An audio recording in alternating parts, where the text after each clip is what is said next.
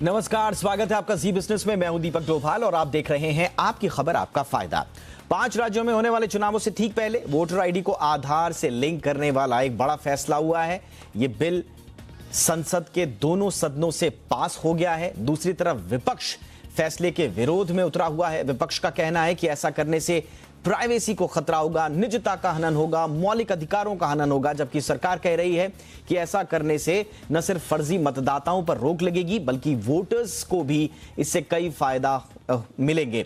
आपकी खबर आपका फायदा में हम जानने की कोशिश करेंगे कि वोटर आईडी को आधार से लिंक कराने के क्या क्या फायदे हैं।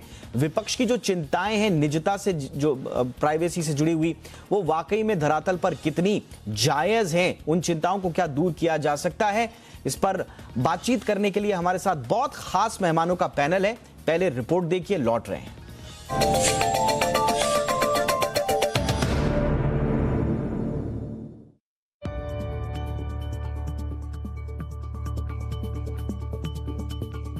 उत्तर प्रदेश, पंजाब सहित 5 राज्यों में विधानसभा चुनाव होना है, लेकिन इससे पहले सरकार ने बड़ा फैसला किया है। अब वोटर आईडी को भी आप अपने आधार कार्ड से लिंक कर सकते हैं। इसके लिए सरकार ने संसद से बिल पास करवा दिया है। हालांकि सरकार ने इसे जरूरी नहीं किया है। अगर आने वाले दिनों में इससे फायदा मिलता है तो सरकार इसे अनिवार्य भी कर सकती है। अब आइए जानते हैं कि आप घर बैठे वोटर आईडी को आधार से कैसे लिंक कर सकते हैं। सबसे पहले आपको मतदाता पोर्टल की ऑफिशियल वेबसाइट voterportal.eci.gov.in पर जाना होगा। इसके बाद आपको अपना mobile number, email ID, voter card का नंबर और पासवर्ड डालकर लॉगिन करना होगा।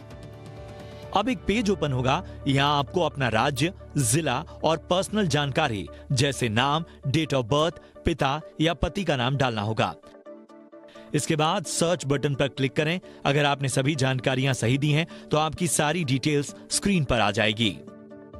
अब आपको स्क्रीन की बाईं ओर फीड आधार कार्ड नंबर के ऑप्शन पर क्लिक करना होगा। इसके बाद आपको आधार कार्ड का नंबर भरना होगा। लास्ट में सभी जानकारियों को ठीक से पढ़ लें और सबमिट कर दें।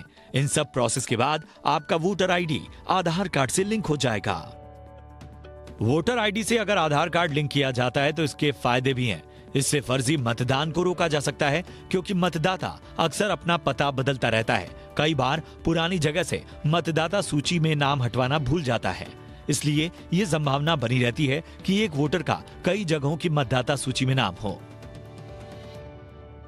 अगर आधार से वोटर आईडी लिंक किया जाएगा तो मतदाता की एक वोटर आईडी होगी और इससे फर्जी मतदान को रोका जा सकेगा। इसके साथ ही मतदाता को दूसरी जगह की वोटर लिस्ट में अपना नाम दर्ज करवाने में आसानी होगी। दूसरी तरफ एक्सपर्ट वोटर आईडी को आधार से लिंक कराना ठीक नहीं मानते। जानकारों का कहना है कि अभी वोटरों का डेटा चुनाव आयोग के डेटाबेस में रहता है। ये डेटा अभी तक सरकार के किसी दूसरे डेटाबेस से लिंक नहीं है। आधार और वोटर आईडी के डेटाबेस लिंक होने के बाद लोगों की जानकारियां एक दूसरे से जुड़ जाएंगी, जिससे डेटा लीक होने की संभावना बढ़ जाएगी। अगर हैकर इस डेटा को हासिल कर लेते हैं तो लोगों के लिए ही ये बड़ा खतरा बन सकता है। ब्यूरो रिपोर्ट, जी मीडिया। तो इस बिल को लेकर तमाम तरह की आशंकाएं भी हैं और इसके फायदे भी जो हैं वो सरकार गिना रही है, लेकिन इस पर करेंगे हम विस्तृत चर्चा। और हमारे साथ खास मेहमान जुड़ चुके हैं। हमारे साथ जुड़ चुके हैं डॉक्टर AB पांडे, पूर्व CEO हैं UIDAI के, और हमारे साथ वीरा गुप्ता जी भी हैं जो कि सुप्रीम कोर्ट में लॉयर हैं। लेकिन doctor Pandey sir, good evening. बहुत बहुत शुक्रिया आपका हमारे साथ जुड़ने के लिए। आपसे ही मैं चर्चा की शुरुआत करना चाहूंगा सर। नए बिल में आधार को वोटर आईडी से जोड़ने का जो प्रावधान है उसके फायदे क्या हैं? क्योंकि इसके बारे में बहुत सारी बातचीत हो रही है, लेकिन दरअसल इस पूरी कवायद के पीछे आधार क्या है, इसके फायदे क्या हैं सर? देखिए, हम लोग एक डिजिटल एज में रह रहे हैं और हमारे देश में अगर देखा जाए तो करीब करीब 130 करोड़ से ज़्यादा लोगों को आधार मिल चुका है। और ये आधार हम लोग 2010 से देना शुरू किए हैं और 2021 तक 130 करोड़ से ज़्यादा लोगों को आधार दिया जा चुका है। जब सबके पास करीब करीब आधार है तो अब एक सवाल उठता था कि इसको हम गुड गवर्नेंस के लिए और किस किस क्षेत्र में हम यूज कर सकते हैं। तो इसको यूज किया गया सब्सिडी को देने के लिए। उसमें जो फर्जीपना होता था उसको रोका गया और जो डिजर्विंग लोग थे उनको दिए गए। उसके बाद से हम देख रहे थे कि पैन कार्ड को आधार से लिंक किया गया। अब उससे जो इनकम टैक्स में बाकी सब चीज़ें हैं उसमें उसको यूज किया गया, उसके भी फ़ायदा हमें अब दिख रहे हैं।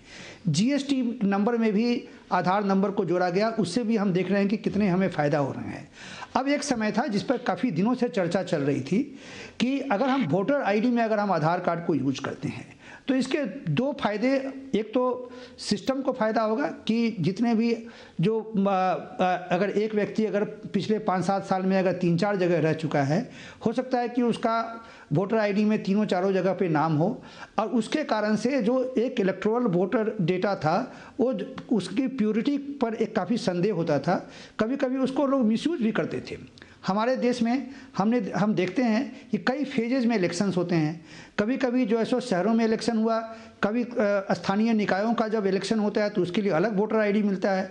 तो ये देखा गया कि कभी कभी इसको दुरुपयोग किया जाता था कि एक ही व्यक्ति अलग अलग एरिया में जाकर के अलग अलग समय पे वो वोट कर सकता था, जो कि एक तरह से ठीक नहीं है। तो एक one nation one voter card और वोटर आईडी उसकी ज़रूरत थी, उसको आधार ने अभी जो बिल जो अभी लाया गया और जिस बिल को अभी लोकसभा और राज्यसभा ने दोनों ने पास कर दिया है उसके द्वारा इसको हासिल किया जा सकता है। मैं तो ये कहूँगा कि एक बहुत बड़ा एक क्रांतिकारी कदम है, क्योंकि आप ये देखें कि पूरे विश्व का सबसे बड़ा डेमोक्रेसी हमारा देश है। करीब 100 करोड़ के आसपास के वोटर्स हैं अभी। अगर इन वोटरों में अगर इस तरह का अगर जो प्रॉब्लम था कि डेटाबेस हमारा प्योर नहीं था, अगर जब तक डेटाबेस अगर इलेक्टोरल डेटाबेस अगर प्योर ना हो तो फिर जो है सो हम अपने डेमोक्रेसी को हमारे इलेक्शन सिस्टम को कैसे स्ट्रेंथन करेंगे। तो इसके लिए बहुत ही महत्वपूर्ण कदम है। अब आए हम अगर वोटर की बात करें, अगर मान लीजिए कि कोई व्यक्ति अगर तमिलनाडु में है, आज के इस मोबाइल वर्ल्ड में, मतलब कि लोग एक जगह से दूसरे जगह नौकरी के लिए बाकी अन्य काम के लिए मूव करते हैं, 4 महीने 6 महीने साल भर के बाद अगर मूव करते हैं वहाँ पर, तो दूसरे जगह पे जाकर के अपना नाम अगर उस वहाँ के वोटर आईडी में अगर करवाना रहता था पहले तो काफ़ी कठिनाई होती थी जी, क्योंकि हमेशा सवाल उठता था कि उसकी पूरा वेरिफिकेशन करना पड़ेगा और हमेशा कई बार उसके फिजिकल वेरिफिकेशन किया जाता था।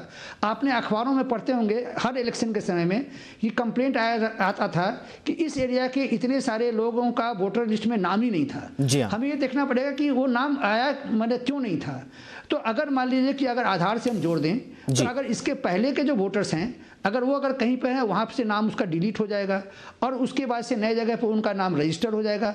ये सब प्रक्रिया काफ़ी इलेक्ट्रॉनिक तरीके से, डिजिटल तरीके से, काफ़ी सिक्योर तरीके से इसको किया जा सकता है। तो इसका फ़ायदा वोटरों को, उसी तरीके से नए वोटर का अगर रजिस्ट्रेशन करना है तो आप अपना प्रूफ ऑफ एड्रेस बताएं, आप कब से रह रहे हैं, ये सब इतने सारे चीज़ों का अगर हम बताएं अलग से आधार के बिना, तो फिर वही हो जाता कि उसके वेरिफिकेशन में काफ़ी टाइम लगता और तब तक वो वोट देने के अधिकार से वंचित रहता। जी हाँ सर, क्षमा करेंगे सर, मैं आपको टोक रहा हूं यहां पर, लेकिन दरअसल जो विपक्ष के जो इसमें चिंताएं हैं सर, मैं उस पर आपकी प्रतिक्रिया जरूर चाहूंगा। विपक्ष और कई जानकारों की चिंता डेटा प्राइवेसी को लेकर है। कहा यह जा रहा है कि वोटर आईडी से आधार जुड़ने से निजी जानकारियां लीक होने का अंदेशा है। आप सर निजता से जुड़ी चिंताओं को कैसे देख रहे हैं? देखिए, जब आधार के बारे में जब शुरू में जब बात हुई थी 2010 से, उस समय से निजता के बारे में काफ़ी इसके बारे में बातें कही जा रही थी। फाइनली ये मैटर सुप्रीम कोर्ट में गया। सुप्रीम कोर्ट में 5 जज के बेंच ने उस समय में 2018 में उन्होंने बहुत ही एक सखोल अभ्यास करने के बाद काफ़ी करीब 2 महीने 3 महीने तक उसके आर्गूमेंट्स हुए। आर्गूमेंट सुनने के बाद 26 सितंबर 2018 को सुप्रीम कोर्ट ने 5 जज के बेंच ने एक फैसला सुनाया जिसमें बताया कि आधार जो है सो प्रिवेसी को का खलल नहीं करता है, उसको वायलेट नहीं करता है और आधार एक कॉन्स्टिट्यूशनल ट्रस्ट, एक कॉन्स्टिट्यूशनल स्कीम है, कॉन्स्टिट्यूशनल एक्ट है। उसके बाद आप देखें अगर प्रिवेसी की अगर सवाल उठता तो आज तो हम पैन कार्ड को भी आधार से लिंक कर रहे हैं, हमने जीएसटी नंबर को भी आधार से लिंक किया है, पैन कार्ड का आधार नंबर को हम पैन कार्ड से लिंक किया और उसके बाद से पैन कार्ड से हम बैंक अकाउंट खोलते हैं, ड्राइवर लाइसेंस में हम आधार का यूज कर रहे हैं, हम पासपोर्ट में यूज कर रहे हैं। इन सब जगहों पे आज से नहीं, पिछले 10 सालों से यूज किया जा रहा है। 2018 में जब सुप्रीम कोर्ट का जजमेंट आया तो उसके बाद तो हम यूज कर ही रहे हैं। अब ये बताएं कि ये जो बातें कही जा रही थी कि आधार से प्राइवेसी होगा, डेटा ब्रीच होगा, लोगों के प्राइवेट डेटा कहीं कहीं चले जाएंगे, तो ऐसा तो हुआ नहीं। तो हम लोगों ने सुप्रीम कोर्ट को यही चीज़ समझाया था 2018 में कि देखिए आधार के जो सिस्टम है वो एक ऐसे सिस्टम हम लोगों ने बनाया हुआ है कि जिसमें कि डेटा एक्सचेंज जो बड़ा एक मिनिमल होता है, जितनी ज़रूरत होती है उतनी ही डेटा देते हैं। जैसे कि अगर मान लीजिए आधार से अगर मेरा पैन कार्ड लिंक है और उससे मेरा इनकम टैक्स के सभी डेटा लिंक हैं, तो ऐसा थोड़ी होगा कि इनकम टैक्स का पूरा डेटा वो इलेक्शन कमीशन में चला जाएगा। जो इनकम टैक्स का डेटा है वो इनकम के पास रहेगा। अगर आधार पैन से अगर जुड़ा हुआ है तो इनकम टैक्स का डेटा इनकम के पास रहेगा। अगर आधार का डेटा अगर वोटर आईडी कार्ड में सीडेड है तो सिर्फ इलेक्शन का जो इंफॉर्मेशन है, मेरा घर का पता, हमारा जो वोटर आईडी है, वो चीज़ें वो इलेक्शन कमीशन के पास रहेगी। इलेक्शन कमीशन के पास ना इनकम टैक्स का डेटा जाएगा और ना इनकम टैक्स के पास इलेक्शन कमीशन का डेटा जाएगा। तो हमें ये चीज़ समझना चाहिए कि डेटा जो है अलग अलग साइलोज में है। आधार सिर्फ लिंक करता है एक नेसेसरी डेटा को। इसी चीज़ को हम लोगों ने सुप्रीम कोर्ट में हमने इस चीज़ को समझाने की कोशिश की और उसमें हम लोग सफल भी हुए। इसी कारण से 2018 में सुप्रीम कोर्ट ने ये कहा कि आधार जो है सो आधार जिस तरह से उसका जो डिज़ाइन और आर्किटेक्चर है वो किसी प्राइवेसी को वायलेट नहीं करता है। और उसके अलावा आधार में बाकी जो टेक्निकल जो सिक्योरिटी और प्राइवेसी के जो प्रोविजंस हैं उसके द्वारा जितने भी जो प्राइवेसी मेजर्स हैं वो सब लिए गए हैं। और हमारा मतलब कि जिस तरह का आर्किटेक्चर है और अभी जो जिस तरीके से भी अगर आप देखें पिछले 10-11 साल में आपने कभी भी बातें बहुत होती हैं कि आधार के कारण प्राइवेसी हो जाएगा, प्राइवेसी वायलेट हो जाएगा, लेकिन ऐसा हुआ क्या? क्यों नहीं हुआ? क्योंकि एक सिस्टम बनाया गया है, इस पर काफ़ी लोग काम करते रहते हैं और बेसिक आर्किटेक्चर ऐसा है जिससे कि आधार का डेटा एक जगह से दूसरे जगह वो जाता नहीं है। अगर इनकम टैक्स का डेटा है तो इनकम टैक्स में रहेगा, अगर बैंक का डेटा है तो बैंक में रहेगा, अगर टेलीकॉम का डेटा है तो डेटा रहेगा, भले ही उसमें आधार सीडेड हो। ऑल राइट सर, बहुत बहुत शुक्रिया डॉक्टर ए बी पांडे, आपने हमारे वक्त निकाला। आपको जाना है, आपके पास वक्त की कमी है, लेकिन बिजी शेड्यूल से आपने वक्त निकाला, थैंक यू सो मच। और इस वक्त हमारे साथ एक और खास मेहमान जुड़ चुके हैं, डॉक्टर एस.वाई. कुरैशी साहब, पूर्व मुख्य चुनाव आयुक्त हैं। कुरैशी साहब, बहुत बहुत स्वागत है। सर, जो मैं चर्चा कर रहा था डॉक्टर पांडे से भी, कहा यह जा रहा है सर कि इसमें विधेयक में यह साफ नहीं है कि किसी एजेंसी की ओर से मतदाताओं का जो डेटा लिया जाएगा उसका क्या प्रावधान होगा, उसके जुड़े हुए प्रतिबंधों का भी जिक्र नहीं है। तो बार बार घूम फिर कर कहानी प्राइवेसी को लेकर, निजता के हनन को लेकर आ जा रही है। देखिए, अभी पांडे साहब को मैंने थोड़ा सुना ब्रीफली। ये इलेक्शन कमिश्नर पांडे साहब है ना? नहीं सर, ये सीईओ हैं यूआईडीएआई के, पूर्व सीईओ हैं। इन्होंने बहुत अच्छा एक्सप्लेन किया और अगर ये बात कर रहे हैं तो बड़ी रीएश्योरिंग है कि कोई इलेक्शन का डेटा इनकम टैक्स और किसी और को और एक दूसरे में मिक्सिंग नहीं होगी। ये बड़ी इंपॉर्टेंट बात इन्होंने कही।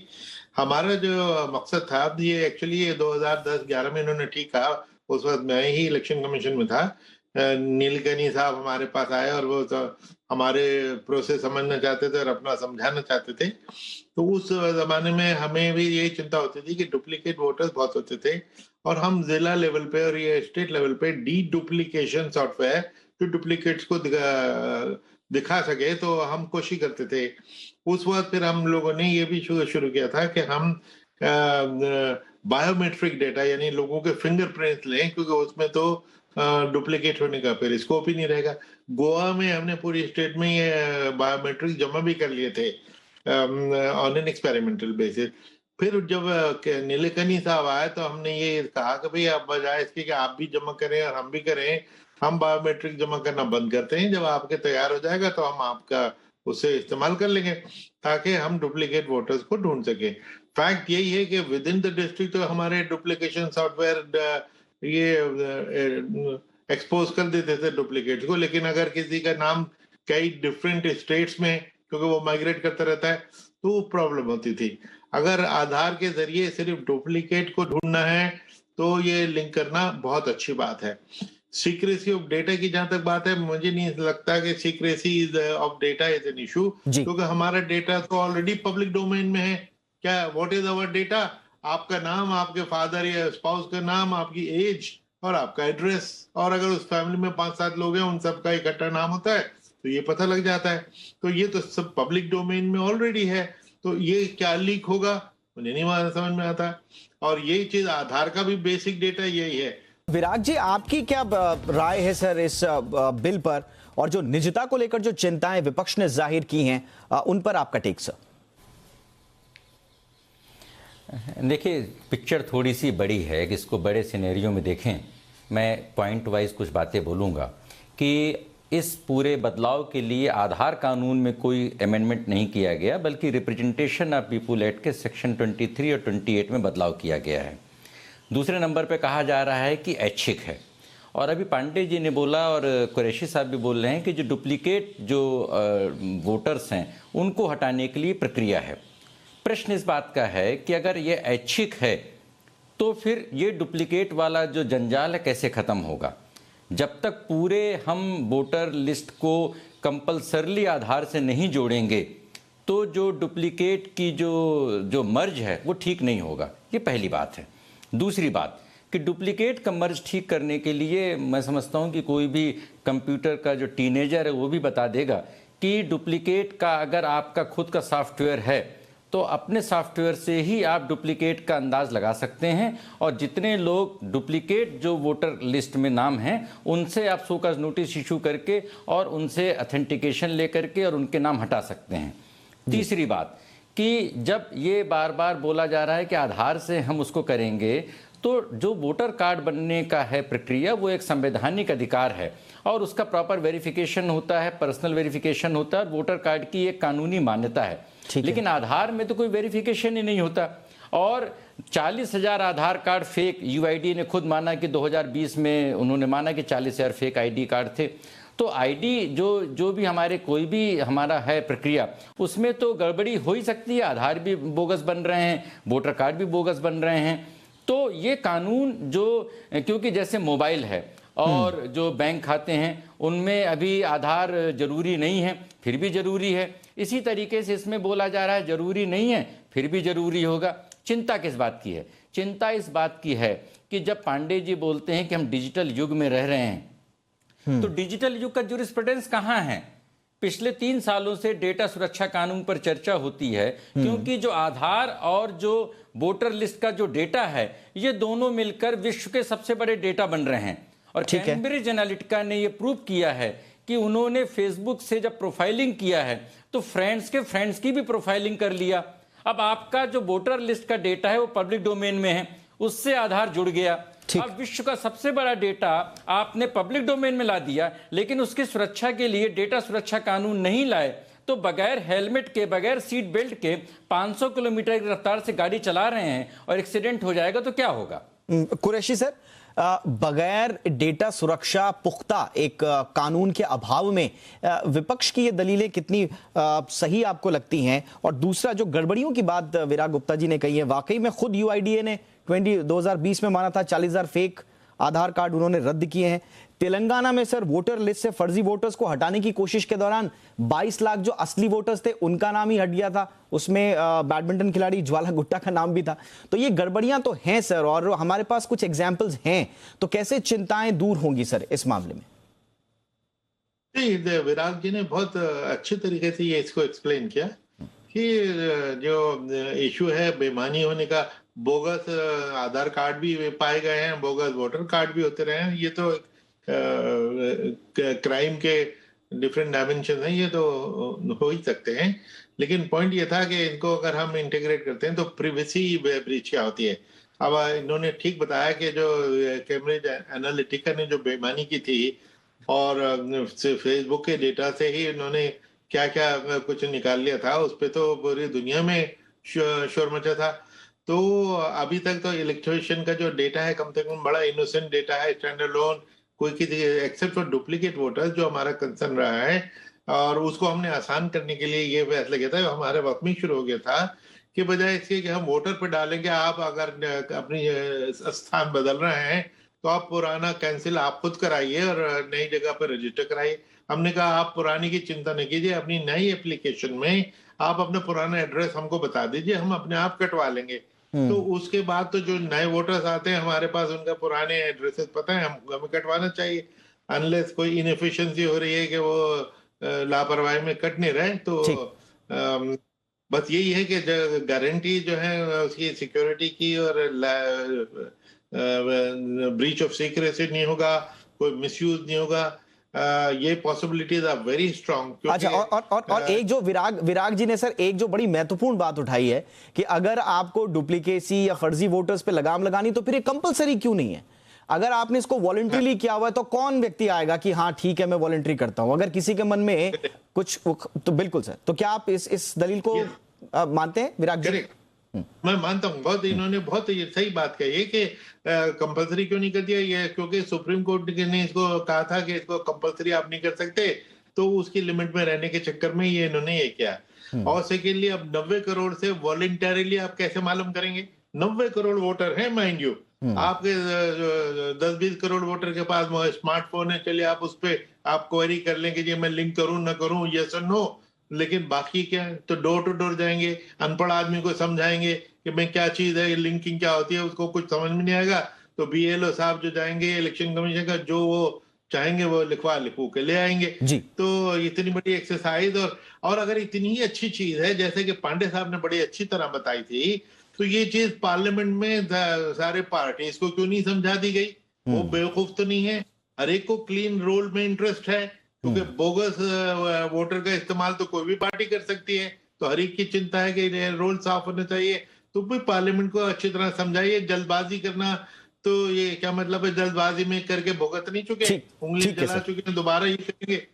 Alright sir. विराग जी, तो अगर क्या एक ठोस डेटा प्रोटेक्शन बिल अगर आता है जिसकी तैयारी हो गई है, इस पर जो कमेटी बनी थी उसने अपनी रिपोर्ट भी दे दी है और बाकायदा विपक्ष ने, जयराम रमेश साहब ने संसद में उठ के तारीफ भी की है कि भाई बड़ी अच्छी सरकार का बड़ा उसमें सहयोग रहा, कमेटी के चेयरमैन जो हैं वो बड़े अच्छे से उन्होंने चीज़ों को संभाला, तो क्या अगर ये डेटा प्रोटेक्शन बिल अगर आ जाता है तो फिर आधार से और वोटर आईडी से जुड़ी हुई निजता की जो चिंताएं हैं वो दूर हो जाएंगी सर? नहीं, देखिए पहले हम सितंबर 2018 में सुप्रीम कोर्ट का जो आधार पे जजमेंट है उसके दो पहलू समझें। उन्होंने बोला था कि अगर सब्सिडी है, कोई बेनिफिट है और कोई सर्विस है, तो इन तीनों चीज़ों को एक सुनिश्चित करने के लिए आधार को कंपलसरी किया जा सकता है, अदरवाइज नहीं किया जा सकता है। लोगों का जो मताधिकार है वो कोई बेनिफिट या सब्सिडी नहीं है, ये उनका संवैधानिक अधिकार है अनुच्छेद 326 में, इसलिए इसको कंपलसरी कर नहीं सकते हैं और कंपलसरी किए बगैर आप वोटर लिस्ट को पुख्ता नहीं कर सकते हैं। दूसरी बात, सुप्रीम कोर्ट ने बोला था कि किसी भी हालत में आधार का डेटा निजी कंपनियों के पास नहीं जाना चाहिए। अब ये जो कुरैशी साहब जो बोल रहे हैं कि भाई जो वोटर लिस्ट का डेटा है पब्लिक डोमेन में है और इलेक्शन कमीशन ने निजी कंपनियों के साथ भी वोटर लिस्ट का डेटा कई बार शेयर करने की कोशिश की है या किया है। अब प्रश्न इस बात का है कि उस डेटा से जो पब्लिक डोमेन में है और आपने आधार को जोड़ दिया है, इसका मतलब इनडायरेक्टली आधार का डेटा निजी कंपनियों के पास चला गया है। यह बड़ी एक बड़ी संवेदनशील बात है। यह राजनीतिक महत्व का प्रश्न नहीं है, यह इस बात का प्रश्न है कि आप लोकतंत्र की चाबी निजी कंपनियों के हाथ में दे रहे हैं। और जो डेटा सुरक्षा कानून है उसमें तो अभी यही नहीं पता कि पर्सनल डेटा है, नॉन पर्सनल डेटा है, सरकार की क्या जिम्मेदारी है। इसलिए इस प्रश्न पर जब जब अगर डेटा सुरक्षा कानून पर 3 साल बहस हो सकती है, इस कानून पर 3 दिन बहस क्यों नहीं हो सकती है? यह प्रश्न महत्वपूर्ण है। चलिए, मुझे लगता है कि सरकार के सामने अभी कई प्रश्न हैं। संसद के दोनों सदनों से यह कानून पास हो चुका है, लेकिन सवाल अपनी जगह है, विपक्ष की अपनी चिंताएं हैं और उन चिंताओं को दूर करना भी मुझे लगता है कि सरकार का ही काम है, दायित्व है। अब कैसे ये दूर होंगी ये आने वाला वक्त ही बताएगा। बहुत बहुत शुक्रिया कुरैशी सर, आपने वक्त निकाला हमारे लिए, thank you so much sir. Virag ji, आपने भी हमारे लिए वक्त निकाला, थैंक यू सो मच। आपकी खबर आपका फायदा में इतना ही, इजाजत दें, नमस्कार।